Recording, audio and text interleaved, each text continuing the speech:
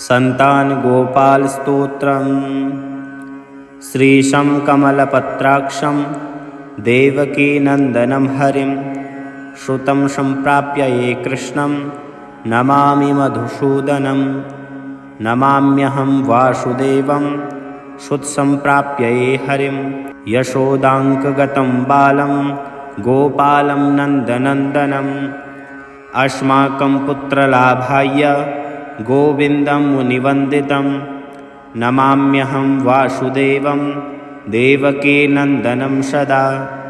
गोपालं डिम्भकं वन्दे कमलापतिमच्युतं।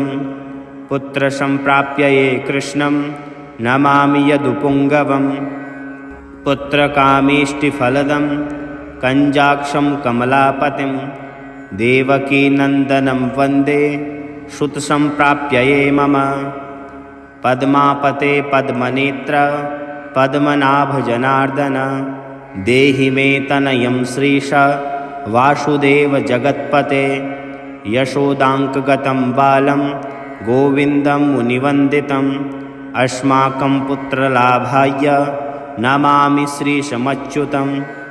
श्रीपते देवदेवेश देनार्तिर्हरणाच्युत गोविन्द मे सुतं देहि नमामि त्वां जनार्दन। भक्तकामद गोविन्द भक्तरक्षशुभप्रद देहि मे तनयं कृष्ण रुक्मिणीवल्लभप्रभो। रुक्मिणीनाथ सर्वेश देहि मे तनयं सदा। भक्तमन्दारपद्माक्ष त्वामहं शरणं गतः। देवकीसुत गोविन्द वासुदेव जगत्पते देहि मे तनयं कृष्ण त्वाम् अहं शरणं गतः। वासुदेव जगद्वन्द्य श्रीपते पुरुषोत्तमः देहि मे तनयं कृष्ण त्वाम् अहं शरणं गतः। कञ्जाक्षं कमलानाथ परकारुणिकोत्तम देहि मे तनयं कृष्ण त्वाम् अहं शरणं गतः। लक्ष्मीपते पद्मनाभ मुकुन्द मुनिवन्दित देहि मे तनयं कृष्ण त्वाम् अहं शरणं गतः। कार्यकारणरूपाय वासुदेवाय ते सदा नमामि पुत्रलाभार्थं सुखदाय बुधाय ते। राजीवनेत्र श्रीराम रावणारे हरे कवे तुभ्यं नमामि देवेश तनयं देहि मे हरे। अस्माकं पुत्रलाभाय भजामि त्वां जगत्पते देहि मे तनयं कृष्ण वासुदेव रमापते। श्रीमानी नीमानचोर गोपीवस्त्रापहारक देहि मे तनयं कृष्ण वासुदेव जगत्पते। अस्माकं पुत्रसम्प्राप्तिं कुरुष्व यदुनन्दनं। रमापते वासुदेव मुकुन्दमुनिवन्दित वासुदेवसुतं देहि तनयं देहि माधव। पुत्रं मे देहि श्रीकृष्ण वत्सं देहि महाप्रभो। डिम्भकं देहि श्रीकृष्ण आत्मजं देहि राघव। भक्तमन्दार मे देहि तनयं नन्दनन्दन। नन्दनं देहि मे कृष्ण वासुदेव जगत्पते। कमलानाथ गोविन्द मुकुन्दमुनवन्दित अन्यथा शरणं नास्ति त्वमेव शरणं मम। श्रुतं देहि श्रियं पुत्रं प्रदेहि मे। यशोदास्तन्यपानज्ञं पिबन्तं यदुनन्दनं वन्देऽहं पुत्रलाभार्थं पिङ्गलाक्षं हरिं सदा। नन्दनन्दन देवेश नन्दनं देहि मे प्रभो। रमापते वासुदेव श्रियं पुत्रं जगत्पते। पुत्रं श्रियं पुत्रं मे देहि माधव। अस्माकं दीनवाक्यस्य अवधारय श्रीपते। गोपालडिम्भं गोविन्द वासुदेव रमापते। अस्माकं डिम्भकं देहि श्रियं देहि जगत्पते। मदवाञ्छितफलं देहि देवकीनन्दनाच्युत।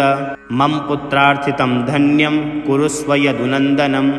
याचेऽहं त्वां श्रियं पुत्रं देहि मे पुत्रसम्पदं। भक्तचिन्तामणे राम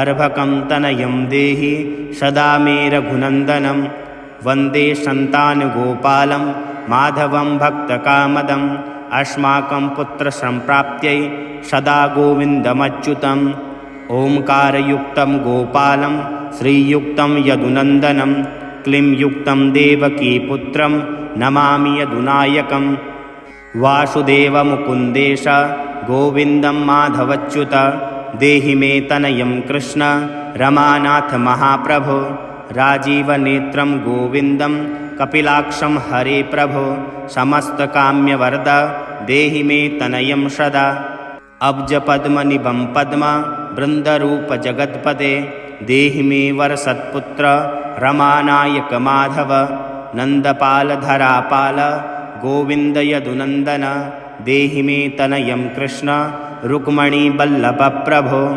दासमन्दार गोविन्द मुकुन्द माधवच्युत गोपालपुण्डरीकाक्ष देहि मे तनयं श्रियं यदुनायक पद्मेश नन्दगोपावधूसुत देहि मे तनयं कृष्ण श्रीधर प्राणनायक अस्माकं वाञ्छितं देहि देहि पुत्रं रमापते भगवन् कृष्ण सर्वेश वासुदेव जगत्पते रमाहृदय संभार सत्यभामा मनःप्रिय देहि मे तनयं कृष्ण रुक्मणीवल्लभप्रभो चन्द्रसूर्याक्ष गोविन्द पुण्डरीकाक्ष माधव अस्माकं भाग्यसुत्पुत्र देहि देव जगत्पते कारुण्यरूप पद्माक्ष पद्मनाभ समर्चित देहि मे तनयं कृष्ण देवकी नन्दनन्दन देवकी सुत श्रीनाथ वासुदेव जगत्पते समस्तकामफलद देहि मे तनयं सदा भक्तमन्दार गम्भीर शङ्कराच्युत माधव देहि मे तनयं गोप बालवत्सल श्रीपते श्रीपते वासुदेवेश देवकी प्रियनन्दन भक्तमन्दार मे देहि तनयं जगतां प्रभो जगन्नाथ रमानाथ भूमिनाथ दयानिधे वासुदेव सर्वेश देहि मे तनयं प्रभो श्रीनाथ कमलपत्राक्ष वासुदेव जगत्पते देहि मे तनयं कृष्ण त्वामहं शरणं गत दासमन्दार गोविन्द भक्तचिन्तामणि प्रभो देहि मे तनयं कृष्ण त्वामहं शरणं गतः गोविन्द पुण्डरीकाक्ष रमानाथ महाप्रभो देहि मे तनयं कृष्ण त्वामहं शरणं गत श्रीनाथ कमलपत्राक्ष गोविन्द मधुसूदन मत्पुत्रफलसिद्ध्यर्थं भजामि त्वां जनार्दन याचेऽहं पुत्रसन्तानं भवतं पद्मलोचनं देहि मे तनयं कृष्ण त्वामहं शरणं गतः अस्माकं पुत्रसम्पत्ते चिन्तयामि जगत्पते शीघ्रं मे देहि दातव्यं भवतां मुनिवन्दित वासुदेव जगन्नाथ श्रीपते पुरुषोत्तम कुरु मां पुत्रदत्तं च कृष्णं देवेन्द्रपूजित कुरु मां पुत्रदत्तं च यशोदाप्रियनन्दनं मह्यं च पुत्रसन्तानं दातव्यं भवता हरे वासुदेव जगन्नाथ गोविन्ददेवकीसुत देहि मे तनयं राम कौसल्याप्रियनन्दनं पद्मपत्राक्ष गोविन्द विष्णो वामन माधव देहि मे तनयं सीता प्राणनायक राघव कञ्जाक्ष कृष्णदेवेन्द्र मण्डित मुनिवन्दित लक्ष्मणाग्रज श्रीराम देहि मे तनयं सदा देहि मे तनयं राम दशरथप्रियनन्दनं सीतानायक कञ्जाक्षं मुचुकुन्दवरप्रद विभीषणस्य या लङ्का प्रदत्ता भवता पुरा अस्माकं तत्प्रकारेण तनयं देहि माधव भवदीयपदाम्भोजे चिन्तयामि निरन्तरं देहि मे तनयं सीता प्राणवल्लभ राघव राममत्काम्यवरद पुत्रोत्पत्तिफलप्रद देहि मे तनयं श्रीश कमलासनवन्दित राम राघव सीतेश लक्ष्मणानुज देहि मे भाग्यवत्पुत्रसन्तान दशरथात्मज श्रीपते देवकी गर्भसञ्जात यशोदाप्रियनन्दन देहि मे तनयं राम कृष्णगोपालमाधव कृष्णमाधव गोविन्द वामनाच्युत शङ्कर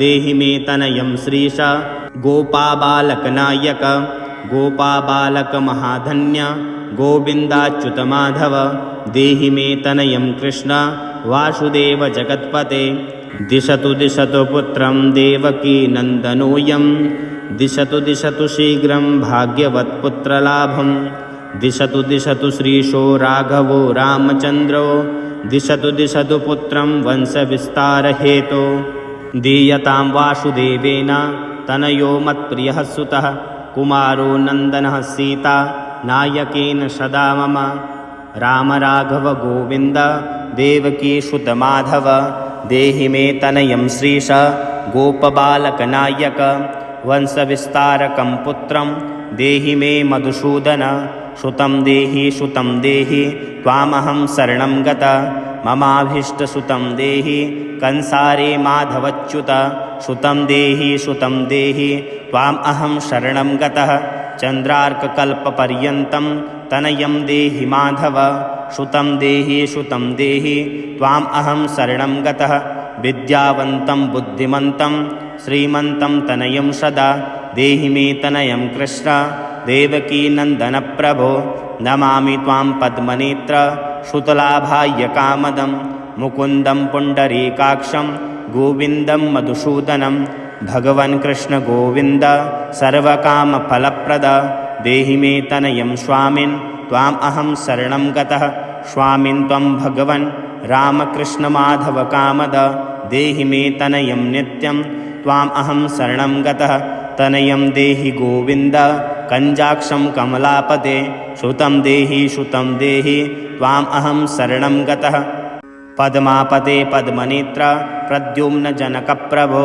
सुतं देहि त्वामहं शरणं गतः शङ्खचक्रगदाखड्ग शार्गपाणे रमापते देहि मे तनयं कृष्ण त्वामहं शरणं गतः नारायण रमानाथ राजीवपत्रलोचन सुतं मे देहि देवेश पद्मपद्मानुवन्दित राममाधव गोविन्द देवकी वरनन्दन रुक्मणीनाथ सर्वेश नारदादिसुरार्चित देवकी सुत गोविन्द वासुदेव जगत्पते देहि मे तनयं श्रीश गोपबालकनायक मुनिवन्दित गोविन्द रुक्मणीवल्लभप्रभो देहि मे तनयं कृष्ण त्वामहं शरणं गत गोपिकार्चितपङ्केज मरन्दाशक्तमानस देहि मे तनयं कृष्ण त्वामहं शरणं गत रमाहृदयपङ्केज लूलमाधवकामद ममाभीष्टसुतं देहि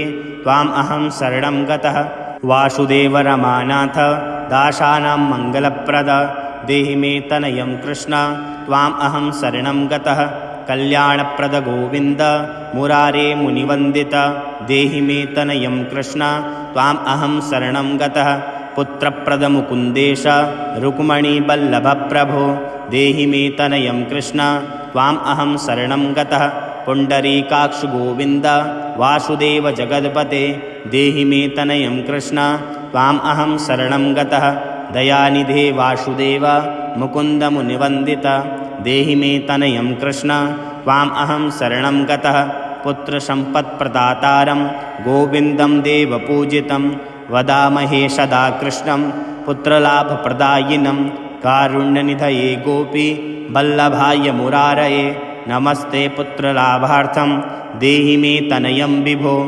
नमस्तस्मै रमेशाय रुक्मणीवल्लभाय ते देहि मे तनयं श्रीश गोपबालकनायक नमस्ते वासुदेवाय नित्रशीकामुकाय च पुत्रदाय च सर्पेन्द्र शायिने रङ्गशायिन रमानाथ मङ्गलप्रदमाधव देहि मे तनयं श्रीश गोपबालकनायक दासस्य मे सुतं देहि दीनमन्दार राघव सुतं देहि पुत्रदेहि रमापते यशोदातनयाभीष्ट पुत्रदानरतः सदा देहि मे तनयं कृष्ण त्वामहं शरणं गत मदिष्टदेव गोविन्द वासुदेव जनार्दन देहि मे तनयं कृष्ण त्वामहं शरणं गतः नीतिमान् धन्वान् पुत्रो विद्यावाश्च प्रजापते भगवस्त्वत्कृपायाश्च वासुदेवेन्द्रपूजितः यः पठेत् पुत्रशतकं